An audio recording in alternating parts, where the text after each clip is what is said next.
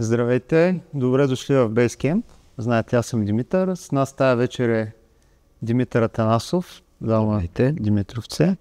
Имаме лайв в Facebook, също така на страницата на Excel Sports и на Facebook. Това за публиката на място не трябва да притеснява да задавате въпросите. По принцип, винаги когато го правим в Basecamp, искаме да има дискусия и винаги има такава. И за тези от вас, които гледат на живо или по-късно се включват, целият запис ще го има също в Facebook и в YouTube канала на Excel Sports. И също може да си задавате въпросите в коментари под видеото и аз ще ги предам на Митко, знам къде да ги видя. И така, Димитър Атанасов, в представянето пише 20 години се занимаваш, работиш в пожарната и над 15 години с ултрабягане. Върнем 15 години назад, към началото. Специално за ултрабягането, да кажем около 15 години. Сега, точно няма как да го формулираме, но 15 години може би едно международно състезание в Сърбия беше. Имаше възможност да си избираш дистанции от 20 до 120. Аз избрах може би около 90 км, тъй като ми се бягаше основно през деня. Така, по залез финиширах. Конкуренцията там не беше голяма, беше началото на течението ултрамаратон и се представих добре. Първи, втори, да кажем първи, но нямаше толкова голямо значение. Но това ми беше като за начало състезанието, в което така доста ми добре. Добре, ама ти преди това занимавал ли си се активно с някакъв спорт или просто винаги си бягал? Това никога не го знам. Питам наистина съвсем... Аз съм се занимавал като дете с доста спортове, но така най-много с бягане, с кросове и така доста дълго време тренирах футбол, докато не влезнах в университета, след това само бягане. И след това се насочих предимно в бягането в планината, тъй като там друга работа. Добре, сега 15 години по-късно, 2 пъти си печелил, поне доколкото аз си спомням, тири ултра. Да, плюс едно второ място. С рекорди на трасета, победи на Персенк, на Трявна, рекорд на Е4. Да. Какво е сега бягането 15 години по-късно с тебе? Бягането 15 години по-късно вече е доста така по-дълбоко, чисто психологически, чисто ментално. За мен това е един вид разтоварване от работата, да кажем. И така доста... Сигурен ли си, че те разтоварва на Е4 през нощта сам? Някъде преди Рибни езера. Преди Рибни, рано сутринта, твърде вероятно. Примерно казвам, защото за мен най-отвратителното място на Е4 е около Рибни езера и затова... Защото отвратително, там... Не е много гладко за бягане, така да го наречем. Аз обичам такива негладки, смисъл наистина съм привърженик на изключително техничните трасета. И да ти кажа, там е доста колоритно, така да се изразя, доста колоритен участък и наистина много ми допада точно този участък там. И почивка си. Почивка е, психологически разтоварвам доста по този начин и най-вече ми кара да осъзная някои работи, които са ми за цел за бягането, Тръгвам си и нещо си установявам. Така някои мисли се прокарват и ги виждам по-ясно по време особено на ендюранс, на ултра дългите бягания, Тогава никой не те, специално за Е4, никой не те гони сам със себе си през повечето време. Тук има част от съпорта тук, но като цяло съм сам и това наистина доста ме разтоварва. Добре, значи това ми беше един от въпросите, дали предпочиташ да бягаш сам или с... Обожавам да бягам сам. Обожавам да бягам сам, но втората нощ, специално, когато вече се натрупа липсата на сън, започват поне при мен едни халюцинации, които така, ако няма някой при тебе така да те понаправлява. Ще ми кажеш за тях после. Добре.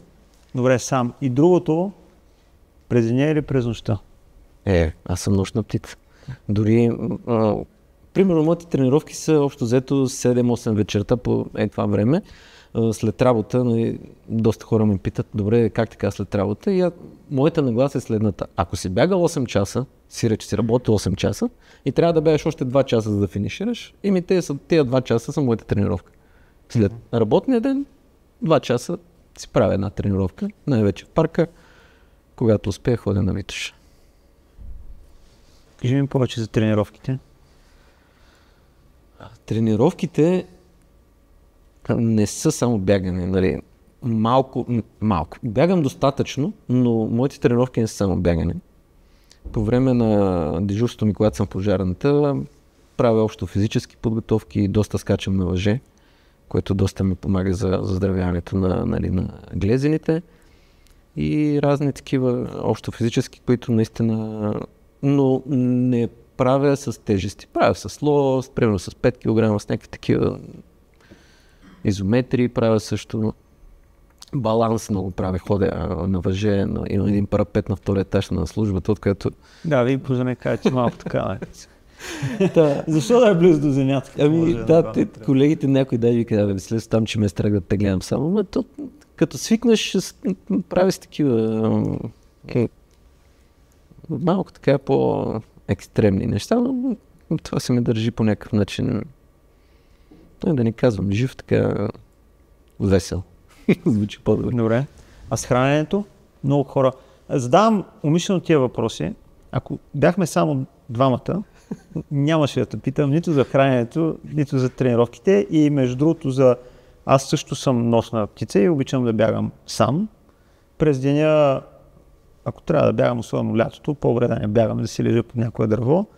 Това абсолютно го предполагах за тебе, нали? Като гледам опита и това, бях готов да се обзаложа и за мен това е едно от най-великите неща, да си бягаш сам нощно време в планината, на диво, това е най-доброто. Обаче, знам, че хората ги интересуват и тия подробно, затова така ги задавам въпросите един след друг. Кажи ми сега с храненето, как го виждаш това цялото нещо? Как ти се сглобява картинката, нали, за едно утро бягане? С тия тренировки, 2 часа след работа, физическата подготовка, за която спомена, храненето? Като цяло няма никакъв хранителен режим. Обичам всичко да ям, обичам всичко да пия.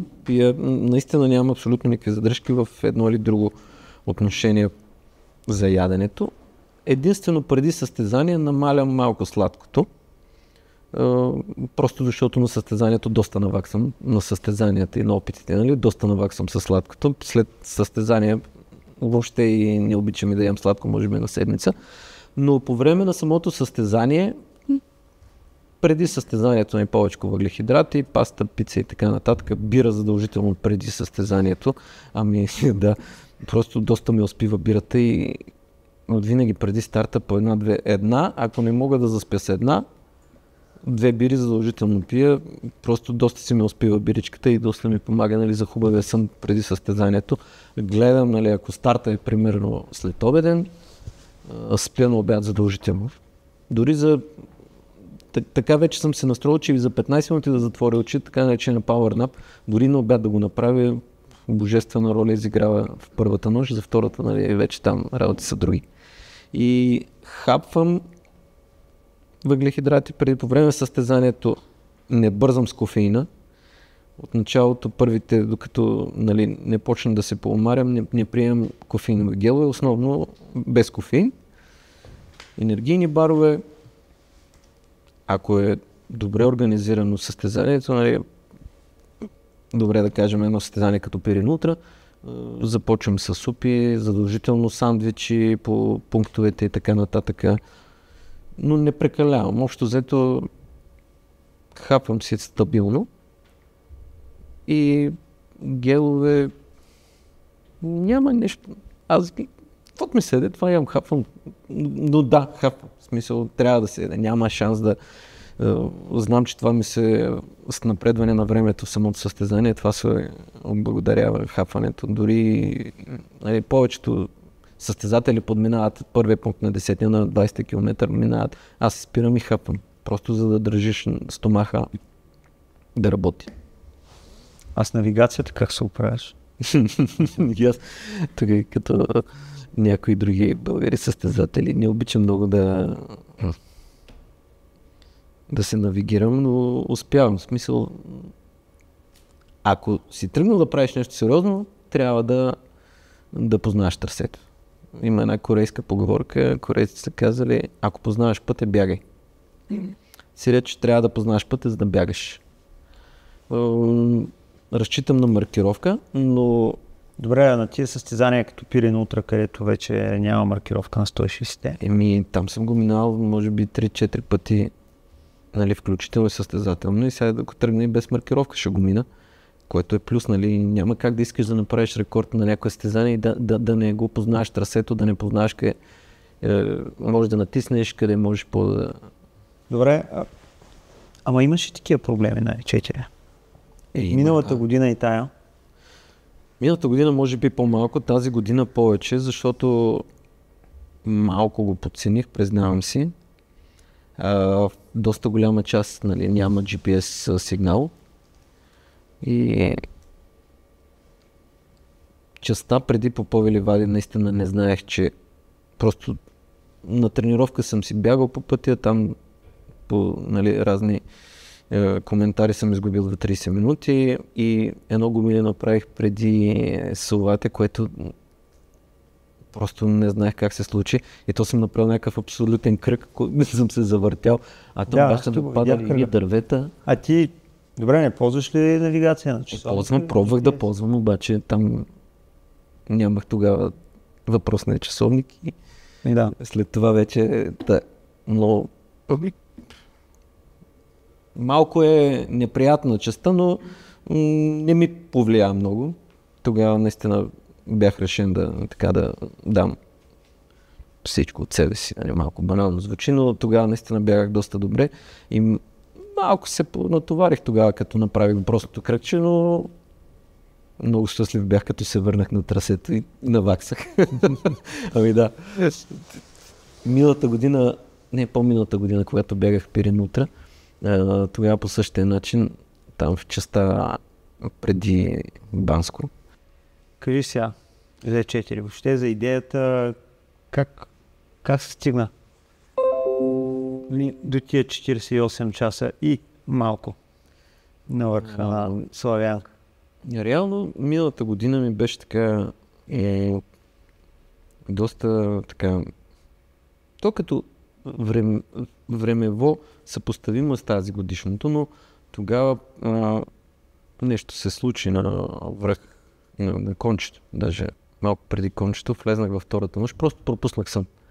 Но от тогава вече си знам за спането, просто изтървах един пауърнап, влизам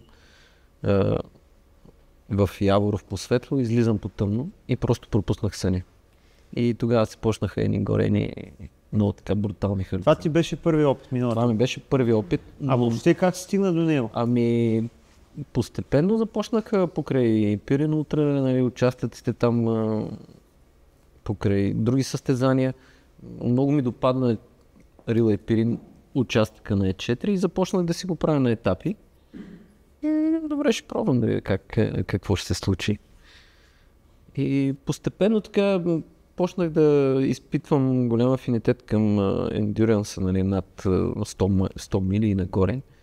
И исках да видя наистина какво ще се случи, особено втората нощ. И след като сглобих пъзела, нали, бях преминал почти всички участъци, реших да се пусна миналата година. Дори даже смея да твърдя, нали, бях във форма, но така нямах... бях направил доста добри разчети, но тогава наистина не бях минавал втора цяла нощ. на което и да е състезание, нали? Просто една нощ винаги я изкарваш без да спиш и така нататък, но втората нощ беше брутална и затова и после разбрах, че много добре съм направил, че се отказах, защото тази година просто видях какво е да качваш, нали, типиците през нощта и да шеташ там без маркировка. Нали. Има някаква, но брутално е. Типиците през нощта си е голям адвенчър си. Но това е чара, нали, на E4. И така там завърши опите на дизела, не знам дали знаеш. Да, но там, нали, поради други времето, но много ключов момент е, дори Иво, като му гледах и на него филмчето, там наистина, но аз съм сигурен, че мога да бягам там, но въпросът е през деня. Нали, технично е равно и може да се бягам през нощта, да следиш маркировки, нали, траки и така нататък и да си гледаш в краката, просто не може да се поддържа скоростта. Има много да се сваля на E4. Дай Боже да успея да сваля. Добре. И тази година опита, вече знаеш повече от миналата година. Да, знаех, че трябва да си правя пауърнаповете. Реално това беше разликата спрямо миналата година. И как ги правиш? На какъв период ги правиш пауърнап? Спили ми се, лягам и заспивам, даже тук е вероятно. Ето има състезатели, примерно ако е Антония, тя ще легне и ще спи до сутринта в тази лойка или следващите 2 дена. Знаеш кое е интересното? Примерно навивам си часовника за 11 минути, когато бях с нея, навих часовника за 11 минути, на 5-та минута часовника извибрира и вече станах като нов. За 5 минути, буквално 5 минути. Само затваряш очи 5 минути и имаш чувство, че си спал 2 часа, ставаш и съвсем друг човек си. И когато за мен това работи много. Добре, ама тия 5 минути на колко? На 4 часа? На 6 или? Не. Как ти се получаваш? Не. Или първата нощ никъде. Първата нощ никъде? Никъде. В смисъл, спя след обяд, ставам, тръгвам при вечер. Тоест това ти е част от идеята да старта да е по това време, да спиш на обяд и да тръгнеш при вечер. Да. Това е част от стратегията. Идеята като цяло е да спиш преди старта. Да. Колкото се може по-близко да спиш преди старта. Нали, тъй като миналата година стартирах вечерта и щеше да бъде абсолютно идентичен опит, в смисъл къде ще се намирам и намерих за добре да го направя по този начин. Следващия опит няма да е така. Нали, но поради развиваме се и гледаме къде можем да откраднем, къде може да подобриме нещо. Добре, тайна ли е ли? Не. За следващия, каква ще е стратегията? Стратегията е да тръгна по-рано, така че кончето да е. Тъй като за мен двата ключови момента са кончето, задължително по светло и вече от тази година и типиците задължително по светло. Това, че така ще направя, кончето да е може би преди обяд и след обед да са типици до Пирин, реално до хижа Пирин, да вече там влезеш в гората през нощта, път няма какво да се обърка. Така мисля. но това са ми за мен двата ключови момента. Това са двата участъка, които се съобразяваш, кончето и типиците. Да. Само единствено с това се съобразявам. Интересно ме е, че искаш да го... Лично го казвам, интересно е, че го искаш да го бягаш кончето по свето. Защото за мен е един от аз може би, защото съм рейс директор бил на Пирин Утра, за мен един от най-бегаемите участия на E4, такива планински, изключвам тук Верила, си е от Яворов до хижа Вихрен. Мраморното било е супер бегаемо, с изключение на кончето, на самото конче. Да. Обаче самото конче, дали ще го минеш през нощта или през деня, няма много голямо значение в скоростта. В смисъл, че разликата ще е примерно 5 минути. От тази гледна точка, аз лично бягал съм го по тъмно, но смятам, че е супер за бягане по тъмно. За типиците съм абсолютно съгласен, че в гранитната част, нали, там номера с тъмното не минава. Просто това ме връща на дискусията и за рибните езера, защото там тия гранитните порила каманаци мен просто ме владяват. Нали, ако мога да е само като кончето, сигурно аз ще да отида да го бягам, ама не. Окей, това ми е интересно с кончето, но за типиците да. Ами кончето иска много голямо внимание. Може би си прав, нали, че ще даде разлика 5 минути. Да, ама това внимание е само за мисли се това 100 метра, където да минеш въжето и да следеш там от въжето. И след това е окей. Да, бе, ама... Пробвай го потом. Пробва го. Пак го пробвай. Да, ама за да го пробвам по тъмно, трябва да съм бягал преди това пак 140, за да реално, за да усетя какво би било на E4, защото тогава и психиката ти е на съвсем друга, ти си изморен. Да. Добре, Би го пробвал. Добре, окей. Да. Та идеята е с по-ранен старт. Да, по-ранен старт. Най-вероятно ще е преди обяд старта. Трябва пак просто да ги преместя назад и доста може, нали, като изключиме губенията, нали, трябва да ги сведем до минимум. Аз мисля, че ти ако свикнеш да бягаш с часовник, нали, с трак на часовник, дори да не го гледаш, само да му ползваш алармата, когато излезеш, това много ще ти помогне. Защото просто то си е инструмент, който ако си много свикнал с него, точно това е. Това ще го реши това проблем. Да. Значи това с GPS и другите е тежко, сложно, губене на време. Но да, часовник определено много помага. Така е, усетих го вече. И...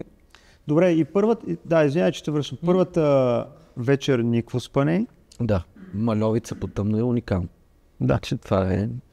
Около 3-4 винаги съм на Мальовица. И после спускането. Това също е важен момент. Спускането към хижата, там много на кантар са работите, смисъл към контузии, защото имах няколко такива залитвания и падания, включително тази година, които през нощта, нали, са доста Но пак с ранния старт и това ще се промени. Да. Със сигурно спускането на Мальовица си е особено. Аз имам някакви наблюдения също върху него. Пак не може, нали, няма да спечеля много. Не знам, знаеш, Антония имаше един опит. Да. Сега аз намесвам, ама са интересни тия истории около E4. Тя имаше един такъв опит, без да се е готвила, каза, аз ще отида да се разходя. И ми се обажда от върха на Мальовица, беше потъмно и ми казва, нали ме чакаш на хижата, супер, аз тук си бягам, много е готино, след малко ще дойде на хижата и казва, не, тръгваме си аз и се ключи към колата. В смисъл, за едно спускане от върха до хижата по тъмно, тя беше, не ми се занимава повече. Не и този път и се тръгнах. Аз даже викам, дай да седнем тук малко, да изчакам, нали, нещо се афектирала. Това спускане е въобще на гранит. Има доста такива ключове. Добре, и втората нощ колко пъти спа? 2 пъти по 5 минути. Добре, ако сложиш това 2 по 5 в първата нощ, мислиш, че ще помогне? Не ми е нужно. Не ти е нужно? Не ми е нужно. Няма проблем. Да, но той има натрупване. Ще пробваме до година с 3-4 дена да видим какво ще се случи. С това натрупване, между другото, това е малко така абсурдно, но като започнат халюцинациите, искам да видя какво има след тия халюцинации. Смисъл, ще продължа да не спя. Да видим какво ще стане. Просто е така, от любопитство искам да видя какво ще се покаже там. Добре, от тази гледна точка, какво ме мине? Да. Просто имам проблеми с това, иначе имах желание. Какво ме мине, за тая година много трудно може да се получи, но исках да пусна E8 сега. Обаче, тъй като сега съм спрял тренировките, трябва да правя резонанс на хелесите. 2 пъти го оперирам. Аз реално в февруари месец се оперирах. И сега е октомври. Общо взето 4 месеца нищо. Но какво ме мине? Да. Може би малко ще се оттекча от твърде равните участъци. Това трябва просто да потренирам върху това за равните участъци, смисъл психологически, не физически, тъй като така доста ме оттекчават наистина, като сега аз не съм го минал, но това, което съм чувал, че там към морето си е доста равно и е само някакви горски пътища, които общо взето и са затворени, че се бегат. Да, като изключим Върбиш и Риш и на Риш е малко по-така. Ще го пробвам определено, да. Даже... Какви си ти вижданията за време за кое точно? За преминаване, как си го представиш? Към какво би си целил? 5 дни, под 5 дни? Най-бързото, не знам какво да очаквам. Наистина, ако дори не съм и смятал, нали, не знам как ще се получи, но гоним, доброто винаги. Смисъл, супер. Бързо ще е. Супер. Да. А E8? Между другото E8 няма кой знае какви опити по E8. Има разни покривни. Да. Въпросът е, че искам да го направя едва ли като тренировка за E3. Затова ми е идеята. В смисъл 100 км не е малко по-късо е. Общо взето има и пак технични около Рила, до Бял Мекен. И много мислих тая година, но просто наистина заради краката не можах да го пусна. Добре. И добре, сега тая година опита как завърши? Опита завърши много добре. Нали, като изключим губенията, нямаше нещо много добре ми. Да. 48 и 20, 48 и 20 минути. Аз виждал съм кадри от финала ти горе. Изглеждаше ми разочарован. Ами до последно, защото с Калуян Чанев ме фана долу от Парилската нагоре. Доста добре и тук по коментарите знаех, че добре се движи, но после ми беше чудно кой би го направил за... Колко беше? Реално от Попови ливади до Гоце връх 3 часа ми казаха, което аз смея да твърдя, че много трудно му остане. При условие, че на Парилската бях за точно 2 часа и нагоре го направих за час и 20 минути. А нагоре в Парилската много здраво бягахме последните километри, там е финалното качване. Много яко бягане направихме и вече на последното качване разбрахме, че няма да успея да падна по 48 часа. И там вече малко... Да, не бях много очарован, но опита си опит, смисъл постижението е добро. Доста може да се свали. Доста колко? Поне час. За друго не искам да коментирам, но то само от губенето. Нали, ако приемем, че съм в същата форма, а би трябвало да съм по-добра, само от губенето ще спестя поне половин час, поне. Само от губенето. Нали. Отделно там с съпорта трябва за малко да ме изпуснат на някои места. Те спяха, аз ги будех и така нататък, което нали, пак се губене на време. Да. Но добър опит се прави наистина с екип. Няма шанс да стане добър опит. Между другото на такива опити се губи страшно много време на спиранията. Да. Ако просто един хронометър си пусне, понеже нали, няма да издавам съвсем общо, ще кажа малко по-късно, но съм виждал някакви кадри от опита ти и ми направи впечатление колко много време се губи, като човек, който нали, го е правил по някакъв начин. Факт е, че се губят часове в тук едно масажче, една дискусика, един сандвич, една водичка. Не знам дали си засичал колко е, но според мен имаш много голям резерв там. Даже като тръгвах тая година си мислех... Ти един час ще извадиш само тия спиди. Да. Определено, дори яденето да не спирам, просто да не спирам, да ходя, нали, някой да ходи с мен и аз да си хапвам. Просто да не спирам. Ама в един момент ти писва и това смисъл, хубаво е така за 5 минути. Да. Примерно, ти си гледал, те и после всички ще видят, да слизам на клисура и към от 5 часа само гонене, нали, така за 2 минути, така просто да седнат, нали, до тогава само гонене. И има си нужда. Този участък? Този участък за Верила? Верила харесва ли ти? За мен е най-тежкият участък, като изключим слизането от Гоце връх. Верила трябва много правилно се подходи. Там аз смея да твърдя, тогава големия месия с колелото, много добре ме съпортваше. Изпил съм 3 литра вода само за този участък. Да. 3 литра вода. Там геловете, какво съм пил, не знам, но 3 литра вода са...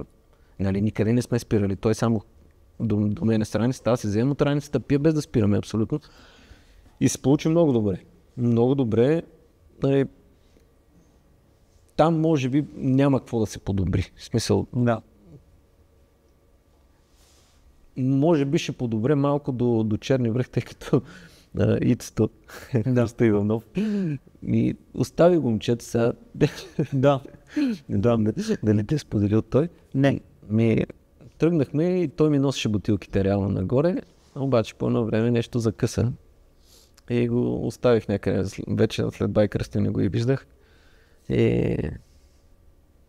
Спрях в заслона и си вземах една и такава вода, просто за да имам някаква бутилка в мен на спускането от Черни връх до Смилю, защото нямаше вода и просто вземах от Черни връх им се помолих, тъй като не нося нищо. Им дайте ме на бутилка с вода. Тоест ти в тия участъци, където имаш съпорт, си без раница. Да. И съпортъра, той ти носи раницата. А когато си сам, ти си с раницата. Да. Колко долу горе? Аз ще преглеждам част от въпросите, които излизат и онлайн. Колко ти е раницата като килограми? Засичал ли си? Не съм засичал, но общо взето през деня, когато са най-топлите часове, задължително литър и половина, 3 бутилки по половин. Да. И геловете колко? Яке, фолио? Фолиото е задължително. Фолиото е задължително, сега през деня за какво нося якето? Няма какво толкова се...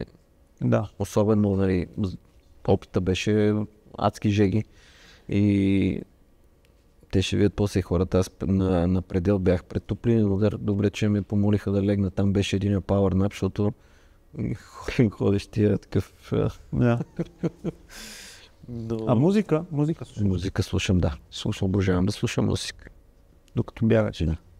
Слушам си такива разни мантри, разни такива по-вдъхновяващи. Да. Яко. Много. Да, обожавам музика, да. Обожавам музика. Да, т.е. това ти е помогна. А на Пирин също правиш ли? На Пирин утре, като бягаш?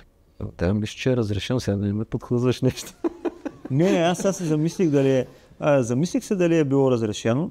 Аз... Изрично беше забранено сега в Швейцария, поради сигурност. Какво може да се обърка с слушалки или не знам. Но... Аз не мога да си го представя в планината да бягам с слушалки. За себе си, затова те питам. Казвам яко, кефи се, нали, че го правя, но не мога да си го представя. Да. Аз искам всичко да чувам. Аз лично много се свързвам с музиката и много ми помага музиката. Страшно много. Ако щеш, дори ми възстановява психиката. Караме да се чувствам по съвсем друг начин и за мен е жизненно важно да слушам музика. Да. Добре, значи за E4 ни каза, за E3 ни каза, за E8. Другите състезания как ги виждаш? Чужбина? Тази година бяхме на Ултра Трейл Монтероса. Не можах да го завърша. Той колко е? 170 км, 17 хиляди. Уникално състезание. Да. Доста технично смея да твърдя, може би като Пирин Ултра. Да. Много ми допадна нещо. Много добре вървях до средата, до към 80 км някъде и тогава спрях. Нито бях изморен. А това е дистанцията? Ти каза да. 170 да. С 11. Да. После го намалиха, там имаше... Той има брутални участъци там. В смисъл, много е красиво. Има наистина доста стабилни изкатервания даже. И мисля това да запиша, то е пак началото на септември. Малко се бие с Пирин Ултра, тъй като мисля да се пусна. Пирин, смисъл при сърце ми е. И ще помисля още малко какво ще стане, но има разлика. Аз между другото съвсем на запис го казвам. Вярвам, че едно от нещата, в които Пирин Ултра най-много може да порасне в следващите години е 160 км дистанция. Нали, хората може би ми вярват, ама нали, ние като тръгнахме го правим това състезание, въобще никой не ми вярваш, че ще го има. Да. Тъй, че нали, сега зависи, разбира се, от нови екипите, как опитвам се да ги убедя, че там е разковничето. Защото 160-ката си е 160. Брутална е, много хора, най-вече, нали, аз бях на връх Пирин тази година, доста хора, колкото изморени да дойдат, наистина гледат, красиво е, много се кефе. Чужденците най-вече, нали, българите си го познаваме, нали, това също пак, нали, малко не обръщаме толкова, нали, като си от България, като си бил 3-4 пъти на върха, не обръщаш внимание чак толкова на красотата, но хората наистина много се кефят на това състезание. И аз смея да твърдя, много е добро и според мен има голямо бъдеще това състезание, но като цяло последно време гледам, че има така отлив на състезатели от най-дългите, просто той Пирин Ултра, че е доста сериозно състезание. Сега няма виж сега, отлив в България на дългите има. В глобален мащаб отлив по-скоро няма. като цяло в България ще има някакъв лек отлив от трейла и нали, ние ще стигнем някакво плато в някакъв момент. Няма да. Мен беше много интересно при 10 години, като бях в Гърция по разни състезания, когато имахме много силни класирания и гърците само обясняваха, нали, тук ще е до безкрайност нагоре, всички ще станат бегачи. И така много се чуихме. Сега също нещо се говори в България, как тук бягането ще е вечно, обаче в Гърция, ако погледнете, там е надолу. Примерно имаме състезатели, българи, които са ставали на подиум преди 5 години и сега на 40 км състезание стават на Олимп маратона, стават пак на подиум, само че с 1 час по-бавно. Нали, тоест ниво. И знаете, на техните, нали, в Гърция стигнаха някакво плато и от към хора. Те са едни и същи 1500 човека, които си ходят на всички състезания. И тук ще го има този момент, ама не трябва да се плашим от тия работи. Според мен другото, което, че аз го разглеждам Пирин Утра като част от световната сцена. Не го гледам само от нас. От тази гледна точка няма как да е надолу.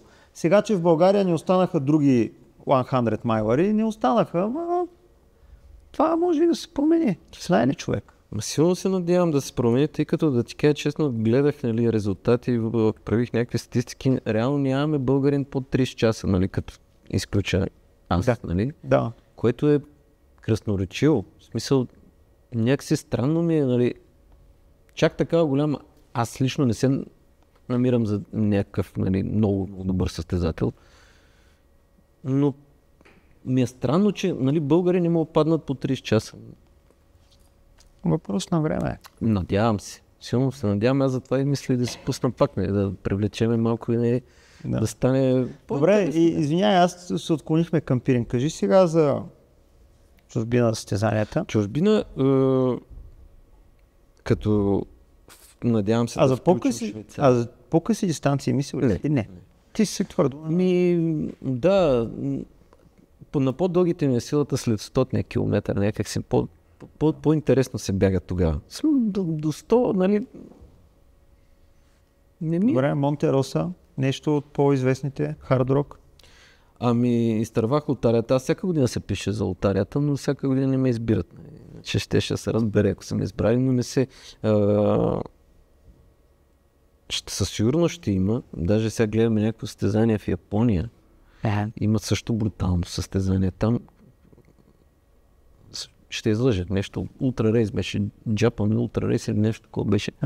И надявам се да имам късмет да отивам. Доста красиво изглежда. Аз се гледам по денивелация, така избирам състезанията. Видя ли, че 10, да, абсолютно, да. И се занимаваш. Да. Добре. Друго за международната, ходи ми се, като каза преди време, т.е. предното световно за ветерани беше в Италия на... че го забравих. Тя там и Антония е бягала. Много красиво место. Там е 54 км, но е брутално. В смисъл... Съсете. Добре. Това. И като споменахме връх Пирин, ти няколко години си бил там и част от екипа на върха, за което много ти благодаря. Кажи сега, как го виждаш това с организацията, с участието? Съпортът ти си ни помагал, нали, за хората, които не знаят, Митко ни е помагал супер много с маркиране. Нали, той маркира си го, бяга си го, размаркира си го. Нали, няма... тук също отзад имаме част от младежите ни, които вече се отиват към мъже в скайранинга, на които са другата опорна точка по състезанията с маркиране. Те това лято изразмаркираха и маркираха 2/3 от състезанията, сигурно. Това как го усещаш? С организацията, с участието отзад да ги видиш нещата? То е хубаво, нали, да се види другата част на монетата, нали, другата страна на монетата, но доста ми допада. Смисъл такъв, че, нали, аз това го приемам като част от опознаване на трасето. Мен не ми трябва да ви казвам навигация за Пирин Утра, но другата част е едно, че опознаваш трасето и друго помагаш. Нали? Помагаш. Някакъв си пак си част от състезанието. Трябва да се изпита. В смисъл, това трябва да се види и другата част, нали? Сега то да бъдеш част от организацията като пункт на връх Пирин е нещо много специално, нали? Смисъл, не е като пункта на Бъндерица, искам да ти кажа. Трябва да стигнеш, трябва да следеш и нещо отгоре хората, които минават, са в особено настроение. Нали? Не мога да кажеш, че са съвсем на себе си. Аз не знам, от тук една наша съседна западна държава, много близка. Имаше, може би, 10 участници от Сърбия. Нямаше един, който дойде горе и да не псува. Това си е национален спорт, човек. Обаче такива, нали, псуват си, обаче се кефят. Много ме развеселях. Как чуеш някой псува, ясно ти е. Да. Обаче имаше, нали, японец имаше човек много така и той, горе наистина си е, то самото место там е, самия връх някаква така много интересна енергия има. Трудно се качва от всякъде, нали.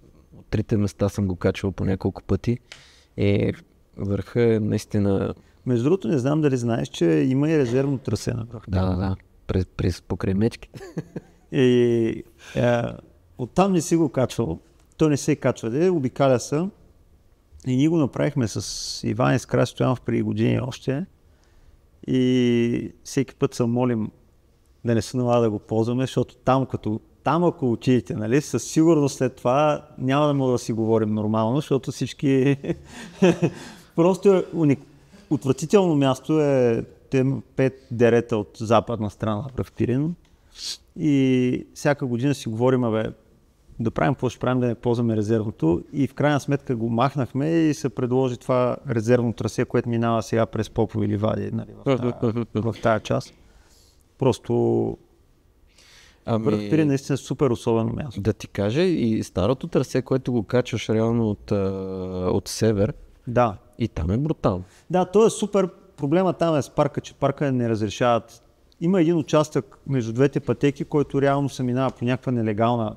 Някой си е маркирал една пътечка, която свързва Кулиното с синята маркировка за хората, които познават. Маркирал си ги сини червени точки, не сме ние. И ние я ползвахме, обаче парка казаха, че не може така. И тази пътека трябва да отпадне. И затова се направи според мен сегашния вариант е доста по-труден. Няма толкова изкачване, обаче е много тегло място. Да. Добре, да обърнем малко внимание на въпроси. Сега тук има доста въпроси, които са изпозадали. На част от тях се опитах в движение да отговаряме. Айде сега тук на живо хората. Дайте. Давай. Дойде момента за бауърнапа. Имаш ли някакъв ритуал, който става, за да спиш по-бързо? Фен, като легнеш, защото имаме този проблем, че пък ушло ти се спи, лягаш и не мога да спиш. Аз общо взето държа до последно. Щом съм легнал за пауърнап, значи вече съм ходя почти заспал. В смисъл, държа до последно, лягам и заспивам на момент. Диша. Не. Да почнеш да мислиш някакви неща, като всякакви хуя. Що ме стигнал работа за пауърнап, нищо няма в главата, лягам и заспивам, защото наистина почват се превиждат доста интересни работи и нямам ритуал. Лягам и заспивам. Да. Обличаш почти всичко, което носиш, да запазиш тепло, защото обикновено е или рано сутринта, или е някъде през нощта. През деня се бяга, нали, вземаш, не ти се спи толкова, виждаш по-ясно, докато вечерта през нощта лягам и заспивам. Седмичен момент правиш 40 до 50 км. Това е. Как погодиш клеката за 160 км? Освен тези 40-50 км, които са разпределени може би около 3-4 бягания, тренирам на фитнес ходя, като правя някои, винаги правя едно и също. Гребане, бягане под наклон назад, това трябва да го видиш, много заздравява колената, много заздравява и ескалатор. Все едно бягаш стълб. Това са ми 3 неща, които правя фитнес, нищо друго не правя. И другите общо физическите, когато съм. А тия стълбите как ги правиш? На пулс или? На усещане или не? Като мога да издържа. На максимално. Да. И също и назад ли? Бягането назад, там... Защото там максимално ще... Да, там е малко трудно, но съм гледал хора, които гледат от мен и пробват, защото то обикновено 4 до 5 км в час максимум. Аз поне не мога повече да бягам назад, нали? И аз бягам на максимален наклон и ги пробвам, ги поглеждам и опитват се да правят нещо и падат и такова, защото то е много интересно. Нали? Не се държиш. Нали? Това много натоварва и много помага това. Особено за спусканията. Това е брутално. Палиш бедрата, сериозни. Верадинка, кажи. Аз се може да бъда речен. От каква гледна точка пиляването на частата през верила е най-къде. Тук смисъл, казахте майки. Дълъг е. Равен. И е твърде в началото на състезанието, което може да играе много шега, ако бягаш много бързо. Същевременно 30 на километъра беше по спомен, може да загубиш страшно много. Ако пък не бягаш бързо. Нали, някои се пазят, аз не се пазя, бягам си. Колкото мога. От тази гледна точка, общо взето като е през деня, жегата е много яка. Това са ми моите съображения за верил. Да? Може би било интересно на хората да чуят за мен също за Трансдевен Канария, там също имам добро представяне за трасето. Може би също за климатизацията, понеже тук е студен, там е топлен принцип. Климатизацията е чудесно, да ти кажа. От тук тръгваш зимата, февруари месец, там отиваш и директно на морето, да. Преди състезанието, поне на седмица отивам там, много хубаво и доста корал състезание, има доста технични участъци. Там интересното е, че острова е така общо взето буквално на 2 климатични зони. Първата част на състезанието е дъжд, студ през нощта и след това жегата те скапва. Реално, като изгрее слънцето, става брутално, в едни каньони се бяга там. Но много добро състезание, в смисъл съчетавам го с зимно моренце, така му казвам, и доста приятно е. И общо взето и доста от елита го използват като първо състезание, но с 8000 денивелацията, което си е сериозно да ти кажа, и много хора подценяват го доста.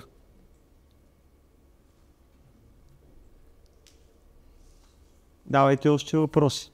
Изпуснах регистрацията, иначе пак ми се ходеше, но на Тенерифе също има хубаво, обаче и там изпуснах. Надявам се и Япония да не от сега най-вероятно ще е пак Швейцария Ултра Трейл Монтероса. Там в последния онлайн. Да, там е, но състезанието е много корално. Не се бие с пирали утре. 10 дена има разлика. Миналата година си правих експеримент, след Реавна Ултра отидех да бягам в Босна и Херцеговина, имаше едно брутално състезание, Яхори на Ултра Трейл се водеше. Първата част беше като Пирин. Каманак, много корава планина, много красиво. Водих до 50 км, бях първи и после вече 2 седмици беше разликата между Трявна и Босна. И трябва след 50 км вече умората наистина доста се усети и на 90 км трети бях изпрях, защото просто някакси наистина бях изморен. Сега аз съм си на възраст вече, друга категория ветерани. Какво ще мислиш за... Утрите нещо не са много в графата спортно дълголетие. Не знам дали въобще в глобален мащаб, ако следиш, появяват се едни хора, бягат едни страшни времена, изчезват, появяват се други, изчезват. Много малко са хората, които се успяват да се задържат години. Също и в България има много хора, които идват, бягат всички утре. Там една след друга, това трае максимум 2 години и след това фалите е пълен. За България... Окей, въпросът е, че нали, аз не критикувам никой. Въпросът е за... Не всеки да го прави както му е кеф.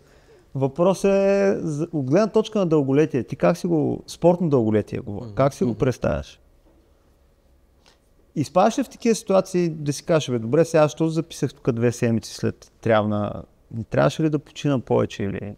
Не, вече до толкова се научих, че не съжалявам. Нали, така реално погледното, не съжалявам за някакво състезание. Винаги на нещо ме научава самото състезание. И докато мога да го правя, ще го правя. Докато ми доставя удоволствие, както всяко едно нещо, това е моята философия. Докато ти създава някакви такива позитивни емоции, каквото ще да е. Нали, ултра, бягане, борба, щанги или каквото ще да е. Ако ти харесва, ми прави го.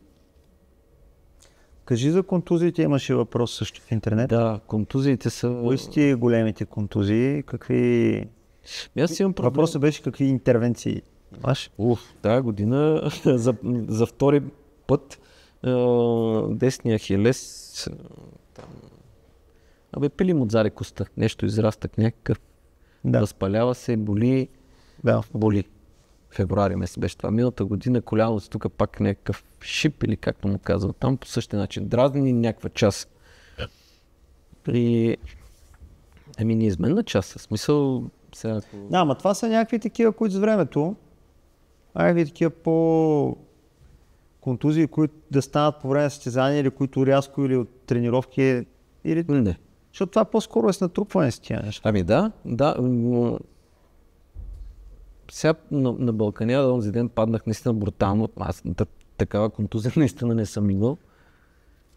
Аз между другото за Балканяда не знам, аз не съм видял, ти участвали. Участвах, тръгнах. Защото аз бях в планината и изтървах голяма част от... Нали, кой е участвал, това въобще нищо не разбира. Доста в смисъл, може би някъде на първото спускане, малко преди Балкански рози, доста така добре се израсих и паднах реално цялото коляно пое удара. И то даже в момента още е надуто. Ти беше на дългата дистанция, където бях тия двете обиколки. Точно така. Да. Малко се разочаровах, но бях решил, обещал, пуснах се. Разочаровал смисъл от трасето? От време, да. Смисъл от времето малко изигра лоша шега. Искам да ти кажа, че аз толкова много се мотивирах от тая Балканяда. Защото отидох да помагам, нали, не е имало нещо. По принцип бях съдия на АСФ, обаче той съдията там трябва да стои на финала и да прегледа трасета, ама то нямаше трасета, защото нали, трябваше да се правят нови. Не отидох с големи очаквания, просто защото той екипа на Балканяда нали, си действал. Но имаше си много работа и аз много се мотивирах, защото успях точно да си побягам сам горе в планината, пълно без цвета, из някакви реки умрях, отстрелях, давих се. Беше някакъв ужас, но стана много корал състезание и това, което видях и на финала и чужденците, просто супер се получи. Ми се искаше това да споделя, че не трябва да сте разочаровани, защото малката клечка се изтегли, късата нали, може да бъде много по-страшно с времето. Примерно тази река, която прелява, ако беше преляла малко по-късно или да е по време на състезанието, просто... Абсолютно, да. Малко беше се поудръпнала тогава, наистина, на мен наистина ми стана странно, но после видях за какво иде реч. Успях да мина този участък точно там, където е преляла и наистина, да, предвид това какви хора нали, имаше да участват, защото аз като си ходех, слезнах реално от Балкански розен долу, само ходех и почти всички ме подминаха. И видях така доста, как да кажа, да. Не, че не подготвени. Те са подготвени, но нали, доста техничен терен, въпреки всичко мокър, много мокри камъни. Сега, каквото си говорим? Това е моя якото на Балкана, че ти мога да бягаш в ниското в гората и пътеката пак е технична. Смисъл, не е като да си на някакво изпирано, изметено трасенце. Тогава наистина, колко време мина, крака ми още ме боли. Това ми е една така доста сериозна контузия, иначе като цяло по време на бягането появяват се някакви болешки, но те се... Супер е, че на собствен ход, защото имаше хора, дето от Балкански рози не слядоха на собствен ход и си дълго носене. Видях. Да. Много дълго. Да, пред мен имаше една чилика ли беше с разцепена глава, в смисъл с голям бушон на главата. Да. Имаше и такива случаи. Имаше, да, но... Въобще Балканяда стана супер хардкор състезание. Една идея, ако имаше повече ресурс, сега нали, те Кирил и Митко си го решават, но ако имаше повече ресурс, Те имахме един екип, 5 човека сметли да изметат въжето горе и ская да мине по ръба. Според мен, голяма част от тия ветерани втори път нямаше да посмеят долу в България. В смисъл, това ще е най-епичното им състезание, но тук повече нямаше да стъпят. Аз се чувствах, може би бих се чувствал като тях, точно така, защото на Пирин утре гледам профила и гледам горе в връх Пирин, то равно, е такова. Наваксаш. Да, окей. И същото е там, горе по въжето. Да, абсолютно. Да. Добре, това е интересно, аз за Балканяна тотално съм те изтървал, ето сега разбирам, я да видим още какви въпроси имаме тук. Питат как зареждаш енергията по време на тежките утри, само на пунктове или си носиш нещо допълнително, ти казва, че гелове и кюфтета питат, дали си носиш? Кюфтета, носим ли сме? Не, кюфтета не. Баница казваш? Ядах някъде кюфтета. Не е 4, ядох някъде кюфтета. Сигурно. Но не нося. В смисъл, не нося. Ама то, в смисъл, то като си подготвен, в смисъл с съпорт, гелове и барове. Даже и барове почти не употребявам, основно гелове, когато имаш стабилен съпорт и така нататък. Основно гелове. Друг въпрос. Да? Как, когато усещаш напрежение преди старта на състезание, на рекорд, опит за рекорд, какво правиш, имаш ли някакви специални ритуали? Антония пита, ти вече каза за бирата, 2 бири. Това е за спането, бирата е задължително. Иначе напрежение, да ти кажа, вече до толкова се научих, че не усещам напрежение. Доста адреналин се губи от това напрежение. Не усещам напрежение. Дори не усещам. Има някои неща, които вече така съм ги отработил, че напрежение, какво напрежение? От какво да им напрежение? Да, и аз така мисля. Напрежение от вълнение? Напрежение от вълнение, не, вълнение да, но напрежение от вълнение не. Има някакво вълнение сега. Примерно тази година, като бях за първи път в Швейцария, има сега някакво напрежение, т.е. вълнение. Но бързо минава. Тръгне ли, гръмне ли пистолета, вече си сам и си действаш. След състезание, друг въпрос също от интернет, как възстановяваш?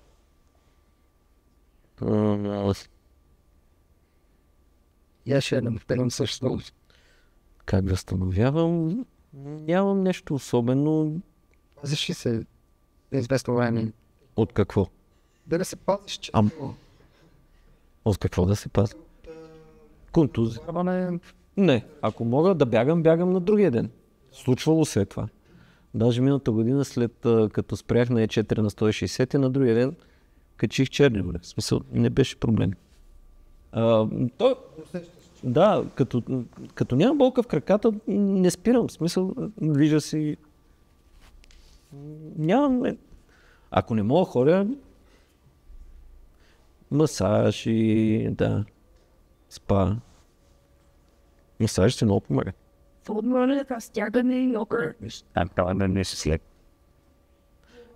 То това си е храненето. Всеки, докато бягаш и си мислиш винаги, точно определено нещо ще ядеш, като финишираш. Боб най-често. Какво пържени картофи, такива ни работи. Салат. Пържени картофи, Боб, не знам, шкембе, такива. Това са наистина реални примери от това. Пържени картофи. Бирата е задължителна. За геловете има въпрос. Да. Защото сега има някаква страшна мода да се консумира голям брой гелове и такива въглехидратни напитки.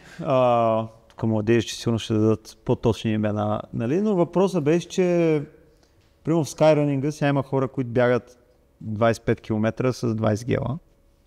Грубо казано. Ти колко най-много гелове ти се случва на състезание да използваш? Имаш ли някакъв? Аз малко на сила ги пия, защото знам, че това ще даде резултат с течение на времето в самото състезание. Гледам на час по гел да пия. Доста често ги пия от така малко с... Чакай сега, на час по гел за Пирин Ултра 30 гела. 30. Ама сега, първия час не пия, защото съм окей. Да кажем, 20-тина, ама ако изпия 20, да. Толкова се връзват някъде, да. Заминават. 27 часа, 15 гела, да кажем. 15 гела. Защото като спра на пункта, хапвам, зареждам, примерно следващия час и нещо, не ми се яде, то няма и смисъл да го прави. А забелязвал ли си, като ядеш гел и да се подобрява настроението от него? Не си го забелязвал. Аз зимата в ските съм го забелязвал много пъти на някакви такива места, примерно Аляска, някакво тежко изкачване, тежка партина и вече тотално си такъв си викаш, всяка съм тръгнал този глупав връх, за какво се качвам, удреш един гел и ти се оправя настроението и продължаваш. И гледал какви гелови пиеш. Не, същите са. Разнообразявам с много гела. Смисъл, нали, нямам любими вкусове. Не, аз мисля, че самото това, че ти реално си гладен, обаче, защото все пак ските има някаква напрежонка друга, нали, гледаш да не ти падне нещо на главата и това. И според мен ти си гладен, ама не стигаш до там. И просто от самото това възстановяване на бързите, че се действа и на психиката. Сега си в лека хипогликемия така и гелата връща обратно. Те, че връщат, но някакси чак да ме се подобря настроението. Общо взето, аз съм си в добро настроение, нали? Да, аз от целият този разговор с тебе разбрах, че ти си по принцип натурален бегач. Да. Което се нарича. Тоест ти не си човек, който си е решил, че ще бягаш, ще е модерно, ти просто си бягаш. Да. Това е първото, което супер много ма кефи, нали, в твоя подход. Второто разбрах, че нещата се получават от само себе си. Абсолютно. От само себе си и не навъпреки. Да. Няма много голямо страдание, няма голяма мъка, ти докато бягаш, си почиваш, кефиш се, релаксираш, медитация. И така заставаш в Драгалевци, помедитираш и си на славянка. Нали? Аз така да разбрах цялото това нещо. Има и тук там е някоя халюцинация. Ама това с халюцинациите е супер интересно. Виж. Що миналата година спрях, не беше приятно. Аз, нали, смея да твърдя, няма нещо, което да ме изплаши. Нали. Виждал съм покрай професията, покрай други работи, съм виждал какви ли не щуроти. Пробвал съм какви ли не щуроти. Обаче тогава, нали, през нощта, даже те бяха си... Точно как кажа, ще звъня, след малко идвам, нали, къде си бе, тъкнал съм на кончето, след малко идвам. Отварям телефона и не знам къде съм. Буквално. През нощта беше 10.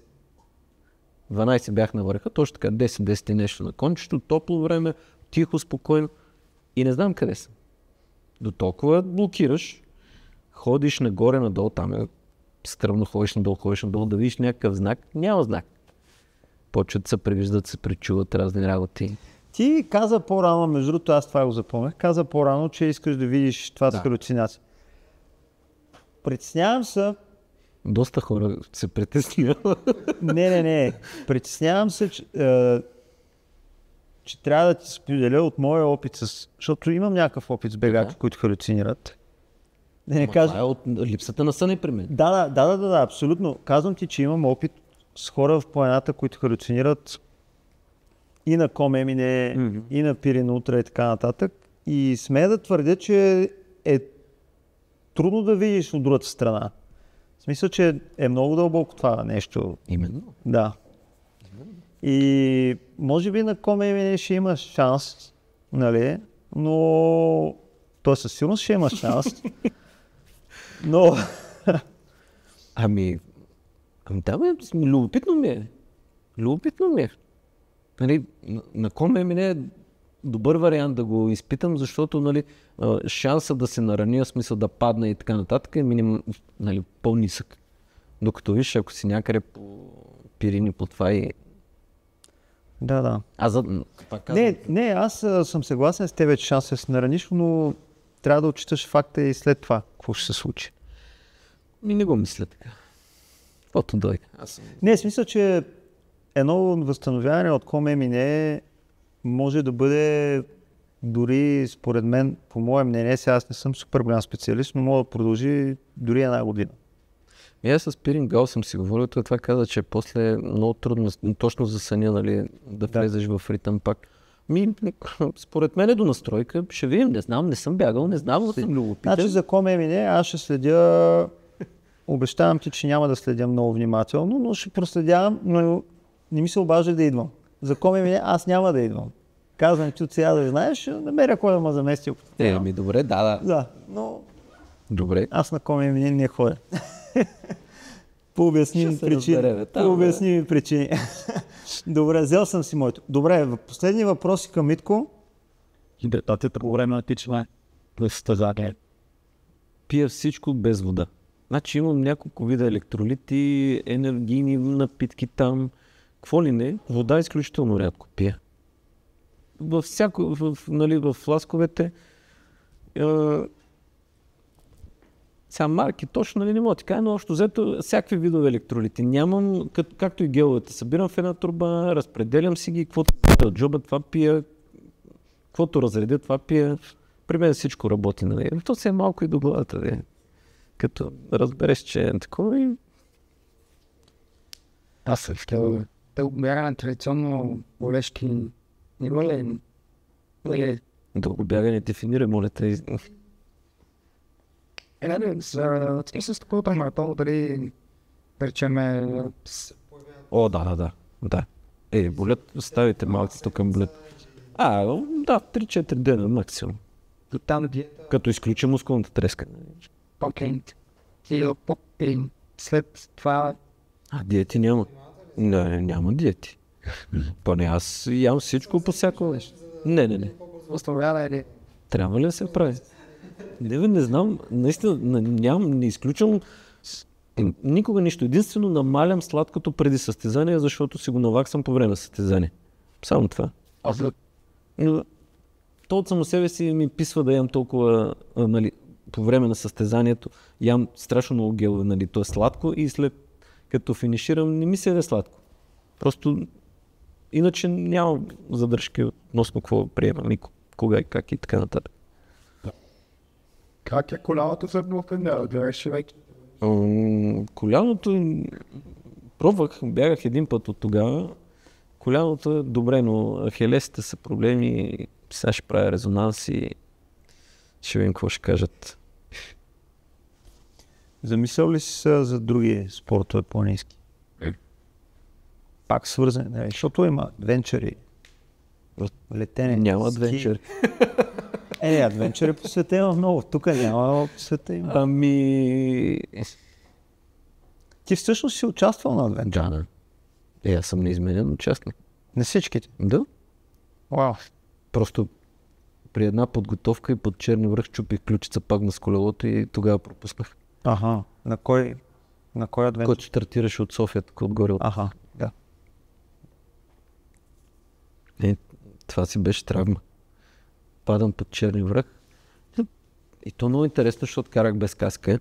И спускам, падам напред. И главата ми остава в коловоза, защото са намерим огромни коловози. И поемам с дясното рамо. И някаква болка, обаче ставам, нали? Правя така. Нищо ми е. Боли, нали? Не е щупен. Правя така с ръката, не е щупен. Продължавам. И то, обаче като спираш, и тук коста се отдръпна. И на 2 пъти, така не ме е боляло, щях да припадна от болка, защото бях се научен, нали? Той казва много си блед. И както и да отивам в Пирогов, нали? Добирам се до Пирогов, така нататък, снимат ме. Ела да видиш, показва костите е така. Викам, това не е моята снимка. Аз до тогава не вярвам, че защото пак правя така, викам, нали, ръката ми е здрава, въобще не гледам тук. То сега тук си има и такова. Да. Викам, не е тълмец. Той гледа интернет, да, ими ти си. И аз тогава пак преблинях, като видях тази снимка, моята и към, сега какво ще правим, не? Не оперирах, стоях. Нула. Това е като спукненото ребро. Да. И това съм го имал. Това стоиш и нищо не мога да направиш и как се завъртиш, каквото си поема. Има какво да направиш.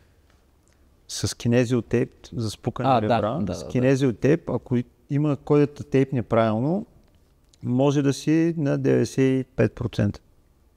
Да, нямам не се пресяко артерия. Не. Трябва да те тейпне правилно човека и може да... почти все едно да си...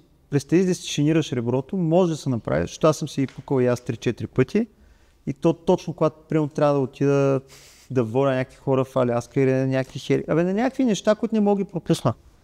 И с Диди, която беше Сивкова преди кинезиотерапевка на дизела. Тя тогава ме спася няколко пъти с специално сложен тейп. Даже единия така ме тепна за една експедиция, че аз 20 дена толкова беше добре, че не посмях да го махна.